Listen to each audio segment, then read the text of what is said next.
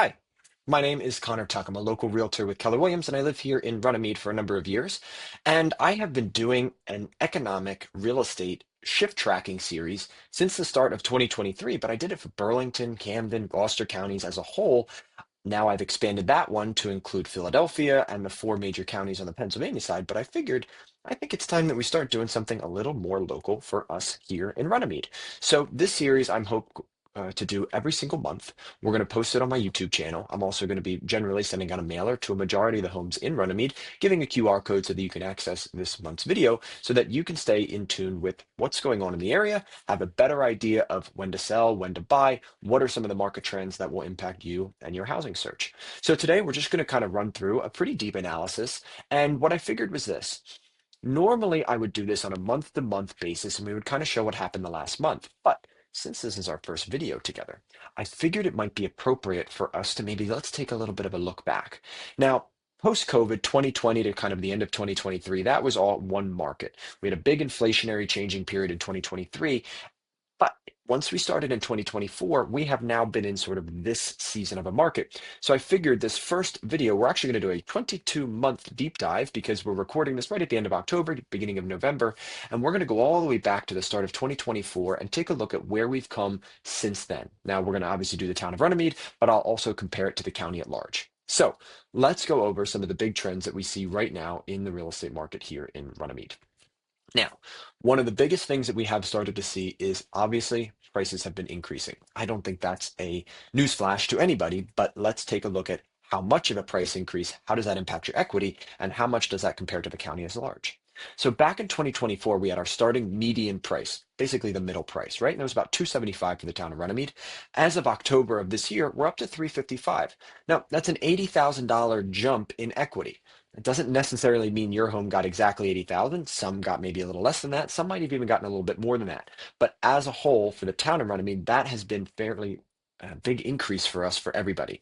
Now, as compared to the county, it has not been quite that much. We'll get into a little bit of that a little bit later. But the nice part, we're out about 30% growth in median list price in 22 months. I don't know about you, but in terms of investments, that's not a bad investment to have.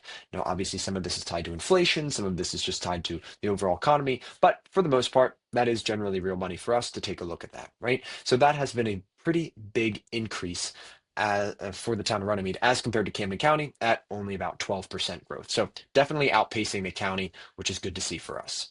Now, the inventory. We know, and a lot of people have seen, inventory is still quite low across the board, but we did have a little bit of an increase in what's considered our month supply of inventory. And we'll talk about some of this here.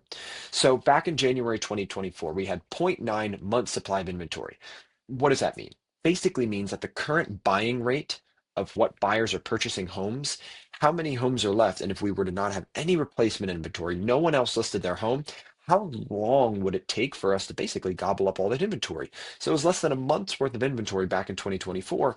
But as of October of this year, we're up to 3.3, which is obviously a considerable increase. Now, part of that does have to deal with the fact that literally just this October, we sort of had an influx of listings. These past 30 to 60 days, we've had a considerable amount of listings that have entered the market and caused a little bit of a glut that we have at the moment in terms of active Runnymede listings. Right. So obviously the Camden County-wide conditions, you can see that here a little bit lower, is at 2.4 months supply of inventory. So we are still a little bit higher right now than what the overall average for the county is. But again, we just had sort of a last 30 to 60 days increase. And so that's what's causing. But most of the time we would live right at about the county average or even slightly below. Right. And what this really means is low supply equals leverage for sellers. We've known that. That has been the same story since the start of 2020. And honestly, I don't really see that trend really over reversing at the moment unless the interest rates still do not continue to come down and we are going to start to see buyers have an affordability issue, especially if job loss and wage gain is not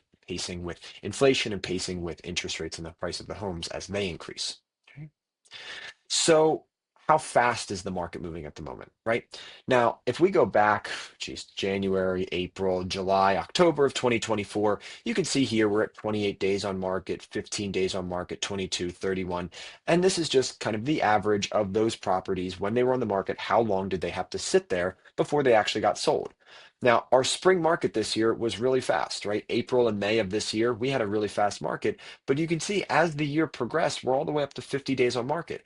So over the last 22 months since we started doing this, we have seen there's been a slowing from that spring market. But again, I keep coming back to it. For whatever reason, the last 30, 60 days in this fall market, we just got a decent amount of inventory. And that with more options, obviously, as we start to get into the school year and things like that, there is a slightly different shifting of dynamics of the type of buyers who are out searching right now. So we're going to start to see a little bit of a slowdown, probably go through the winter here a little bit. Now, obviously, we saw that we had 9 days in that area. We have a little bit of a slowdown here, but the county benchmark, we're at about 31 days on market. So again, month supply of inventory and the average days on market right now a little bit slow, and that's because some of these fluctuations can impact us here on a local level with smaller percentages of homes. They're going to have a greater impact than a county which has over 700 plus active listings at any one time. Okay. Now, I have a little buyer tip in here, but I think this should go without saying. You really want to be pre-approved to understand your budget before you go out and start shopping. It should be obvious, but I always want to make sure I impress upon that on a new audience is that you don't want to go out starting to tour homes and see homes unless you know personally what you can afford for a number of reasons over a decade. That's been just the way I've always liked to operate. Now, coming to trend number four, there has been this listing surge. We talked about this, but it hasn't just been these last 2 months. It's been as compared to the whole year. Last year, we had a total of 108 listings over the course of the year in Runnemede. This year, we've had 139. So there have been more homes for sale, just plain in the numbers, this year than there were last year. And that's part of that glut of inventory that we've started to feel. And especially with interest rates not having the breaks that we expected them to have, buyers have kind of held on a little bit and they haven't come down. But you can see a lot of sellers are trying to take advantage of that increase in equity in the prices that their homes have increased here a little bit. Okay. So 139 new listings. Now, we're just 4% of the overall Camden County, right? Camden County is a large county. There are a number of super large towns in here. Runnymede, in the grand scheme of things, is a smaller town, but we still comprise a small amount of the listings that are here, and we do impact some of the trends of the county sees as well. Now, obviously, we can see here, October of 2025, that's our best month for inventory right now, right? So 25 of the total 139 listings all came just here in October. So a good kind of end of year surge for options. Okay. Now, trend five, we have had fairly consistent year-round demand, right? Days on market haven't gone up that much, all things considered, and it has been fairly consistent, right? 184 over the 22-month period, right? We've had 184 homes that have sold at an average of 8.4 homes per month. So we are having a nice, consistent slog of inventory that's selling every single month. We don't tend to dip too far below that, and we also don't go too much higher than that. Okay. So July of this year was our peak, 17 homes sold, but October of this year we still had 16 homes sold. So there wasn't a considerable slowdown here in Runnymede between the summer month and this month of October, but we will track this obviously November, December, January, February to sort of see how that winter market impacts us. Okay. Now, some of the somewhat the seasonal stereotypes, right? We assume that they're a little bit slower, but we have been kind of showing otherwise. But again, ever since the COVID market, the seasonality of real estate has been thrown a little bit into flux just because the amount of fiscal policy that has changed throughout the year has had such a large impact on the affordability and the buyer's steadiness in the market and the seller's steadiness in the market and also financial markets of how most of the buyers and sellers assets are being held and managed. That has changed so volatilely that it has actually had an impact on the traditional hot spring and summer, low fall and winter. So that's just what this is saying, is that it has been fairly consistent because it has a little bit more to do with fiscal policy right now rather than just is it warm or is it cool outside. Now, going up against the county head to head, right? So let's just talk about four main data points.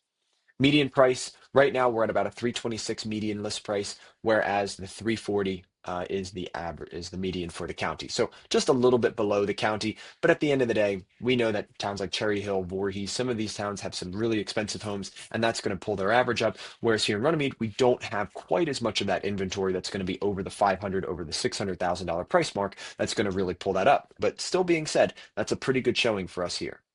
In terms of price growth, we talked about this. We're at about a 29% increase since the start of 2024, whereas the county has only seen about 12% increase over that time. So that's a really good show for us. Again, we have a lot of really affordable, slightly lower priced homes, and that generally, as prices increase, have a slightly higher percentage to show rather than, again, something going from 600 to 620 versus 200 to 220. Obviously, the percentage growth in that 200 home is going to be higher, and that's what we're kind of seeing here.